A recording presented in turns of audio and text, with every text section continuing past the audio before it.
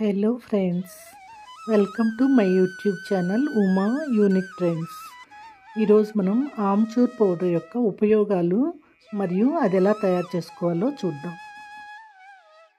ఇది డైజెస్టివ్ సిస్టమ్ని హెల్తీగా చేస్తుంది. మనం చింతపండు వాడితే అల్సర్స్ వస్తాయి, పొట్ట బ్లోటింగ్గా ఉంటుందన్నమాట. అవన్నీ ఇది సాల్వ్ చేస్తుంది.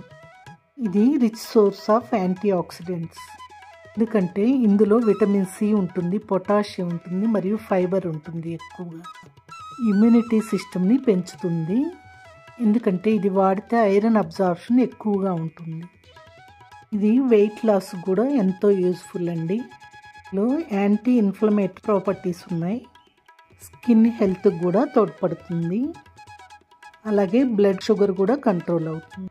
ఇంకా ఎన్నో బెనిఫిట్స్ ఉన్నాయండి ఆమ్చూర్ పౌడర్తో. ఇప్పుడు మనం దాన్ని ఎలా తయారు చేసుకోవాలో చూద్దాం.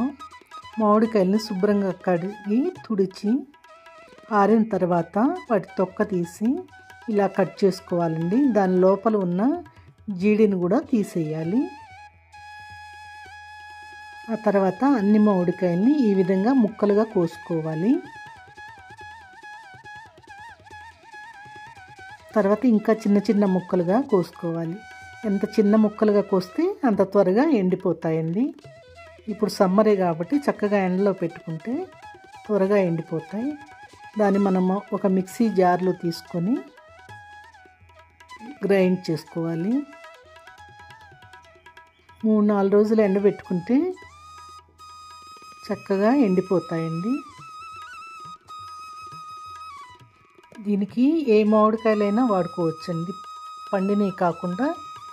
ఇంకా అన్ని మామిడికాయలు పుల్లగా ఉన్నవి వాడి ఆమ్చూర్ పౌడర్ తయారు చేసుకోవచ్చు.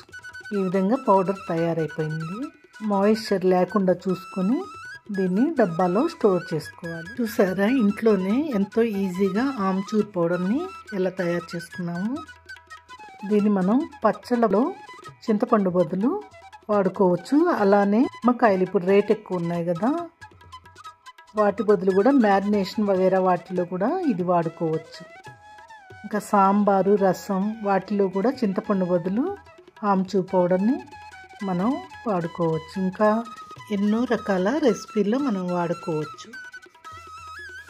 ఈ వీడియో మీకు నచ్చినట్టయితే లైక్, షేర్, కామెంట్ చేయండి.